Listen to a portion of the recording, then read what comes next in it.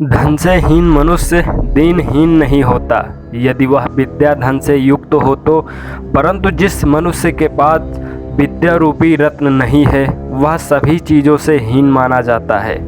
चाणक्य कहते हैं, भली प्रकार आँख से देखकर मनुष्य को आगे कदम रखना चाहिए, कपड़े से छान कर जल पीना चाहिए, शास्त्र के अनुसार कोई बात कहनी नहीं चाहिए और कोई भी कार्य मन से भली प्रकार सोच समझकर करना चाहिए। आचार्य के अनुसार मनुष्य को सोच समझकर उचित कार्य करने चाहिए।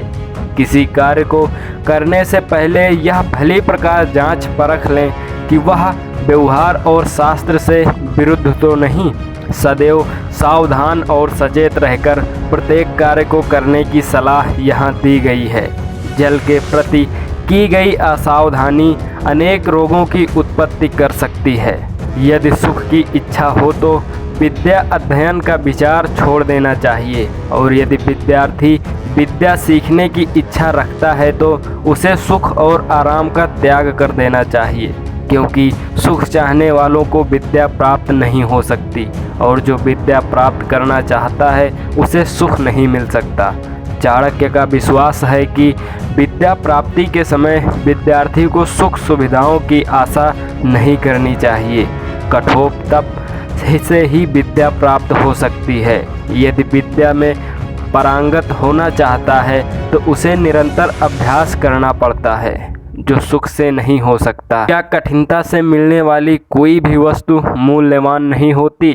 अतः विद्यार्थी को सुख की आशा ही छोड़ देनी चाहिए, अन्यथा उसे विद्या प्राप्त नहीं हो सकती। भोग और ज्ञान परस्पर विरोधी हैं। कभी अपनी कल्पना से क्या नहीं देख सकते, अर्थात सभी कुछ देख सकते हैं। और स्त्रियां क्या नहीं कर सकती, वे सभी प्रकार की मनमानी कर सकती हैं। नशे में चूर व्यक्ति क्या नहीं बोल सकता, अर्थात कुछ भी बोल सकता है। और कौवा क्या नहीं खाता। आचार्य ने कभी शब्द का प्रयोग यहाँ ऋषि और कवि दोनों अर्थों में किया है। कहा जाता है, जहाँ न पहुँचे रवि वहाँ पहुँचे कवि। और ऋषि उसे कहते हैं जो मंत्रों का साक्षात्कार करता है। ऋषियों मंत्रम दृष्टाराः। स्त्रियां अपने दुस्साहस के कारण ऐसे कार्य कर सकती हैं जिन्हें करने से पूर्व पुरुष कई बार सोचेगा। नशे में चूर व्यक्ति के जो कुछ भी मन में आता है बक देता है, उस समय उसे भले बुरे का ज्ञान नहीं होता। इसी प्रकार कौवा भी अपने स्वभाव के कारण कहीं भी जा बैठता है। भाग्य की महिमा अपरंपार है, क्योंकि वह निर्धन अर्थात भिखारी को पल में राजा बना सकता है और राजा को कंगाल। इसी तरह भाग्य के ही कारण धनवान व्यक्ति निर्धन बन जाता है और निर्धन धनवान। मांगने वाला लोभी मनुष्य का शत्रु होता है। मूर्खों का शत्रु उन्हें सदुपदेश देने वाला होता है। व्यभिचारिणी स्त्रियों का शत्रु पति होता है और चोरों का शत्रु है चंद्रमा। लोभी अथवा लालची व्यक्ति उसको अपना शत्रु मानता है, जो उसे किसी चीज़ को लेने की आशा रखता है अथवा कुछ मांगता है। मूर्खों को सदुपयोग देने वाला अथवा उन्हें सन्मार्ग पर चलाने वाला उनका सबसे बड़ा शत्रु होता है, क्योंकि मूर्ख व्यक्ति की यह विशेषता होती है कि किसी की अच्छी बात को वह नहीं मानता और अपने कार्यों को ही सही ठहराता है। जो स्त्री व्यभिचारिणी है, पति उसे इस काम से रोकने का प्रयत्न करता है, इसलिए उसे वह अपना शत्रु मानती है। चोर उचक्के लोग रात्रि के समय अंधकार में अपना कार्य करते हैं। चांदनी रात में उनके लिए चोरी करना असंभव होता है, इसलिए चंद्रमा उनका सबसे बड़ा शत्रु होता है। इस प्रकार जो किसी के कार्य में रुकावट डालता है वही उसका शत्रु है। जिन मनुष्यों के पास न विद्या है, न ही जिन्होंने किसी प्रकार का तप किया है, जिनमें न दान देने की प्रवृत्ति है, न ज्ञान है, दया और नम्रता आदि भी नहीं है, गुण और धर्मचारण की भावना नहीं है, ऐसे मनुष्य पशु के रूप में इस संसार में विचरते हैं। धर्म ही मनुष्य को मनुष्य बनाता है। जिन व्यक्तियों में किसी प्रकार की भीतरी योग्यता नहीं, अर्थात जो अंदर से खोखले हैं, बुद्धिहीन हैं, ऐसे व्यक्तियों को किसी भी प्रकार का उपदेश देना उचित प्रकार व्यर्थ होता है। जिस प्रकार मलयाचल पर्वत से आने वाले सुगंधित हवा के झोंके का बांस में स्पर्श, जिस प्रकार व्यक्ति में किसी प्रकार की भीतरी योग्यता नहीं और जिसका हृदय भी साफ नहीं, उसमें बुरे विचार भरे हैं, उसे किसी भी प्रकार का उपदेश देना व्यर्थ है, उस पर उपदेश का कोई प्रभाव नहीं पड़ेगा। ऐसा होना उसी प्रकार व्यर्थ है जैसे चंदन वन से आने वाली सुगंधित वायु के स्पर्श में बांस में ना तो सुगंध ही होती है और ना ही वह चंदन बन पाता है। जिस व्यक्ति के पास अपनी बुद्धि नहीं, शास्त्र उसका क्या कर सकेगा।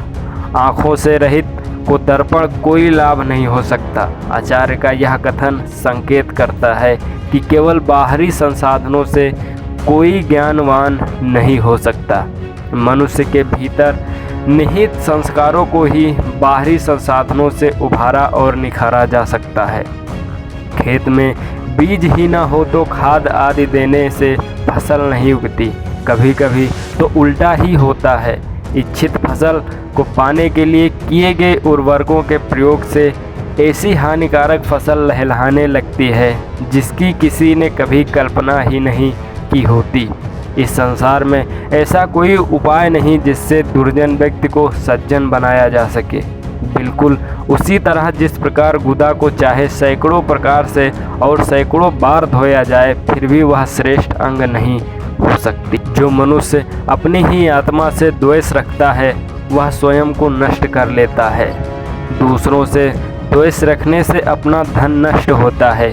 राजा से वैर भाव रखने से मनुष्य अपना नाश करता है और ब्राह्मणों से द्वेष रखने से कुल का नाश हो जाता है। आत्मद्वेषात की जगह कहीं आत्मद्वेषात शब्द का भी प्रयोग किया गया है। इसे पाठ भेद कहते हैं। आप्त का अर्थ है विद्वान, ऋषि, मुनि और सिद्ध पुरुष। आप्तसत्व यथावक्ता, जो सत्य बोले वह आप्त है। जो आत्मा नज़दीक है वही आप्त है। इस दृष्टि से इस श्लोक के दोनों रूप सही हैं। जो बिना किसी लाग लपेट के निष्पक्ष भाव से बोले वह आप्त है। आत्मा की आवाज़ और आप्त वाक्य एक ही बात तो है, क्योंकि शास्त्रों में कहा गया है कि मनुष्य अपना ही सबसे बड़ा मित्र है और शत्रु भी।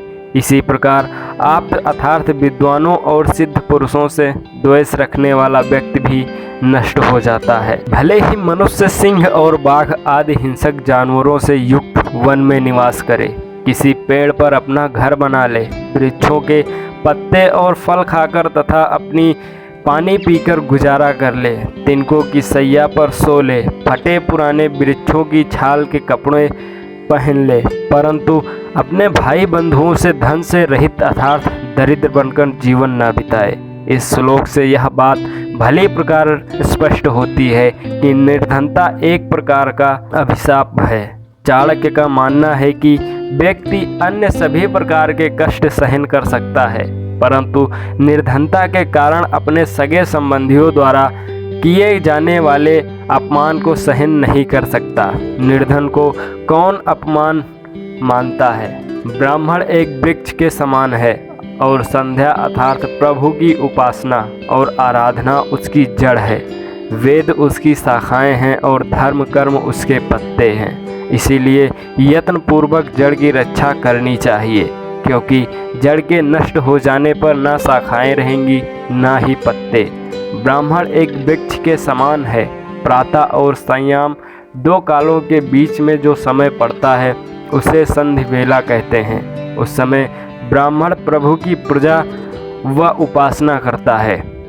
यह उसका आवश्यक कर्म है। यह ब्राह्मण रूपी वृक्ष के फलने फूलने की जड़ें हैं अथवा आधार हैं। वेद का ज्ञान उस वृक्ष की शाखाएं हैं। उसके धर्मानुकूल अच्छे कार्य उसके पत्ते के समान है। इसलिए यत्न पूर्वक उस वृक्ष के मूल की रक्षा करनी चाहिए। मूल की रक्षा से ही वृक्ष फलता फूलता है। यदि जड़ ही नष्ट हो जाएगी तो वृक्ष कैसे बचेगा। आचार्य यहाँ कहते हैं कि प्रत्येक ब्राह्मण को संध्या करनी ही चाहिए, इसी प्रकार से ब्रह्म बल को प्राप्त करता है।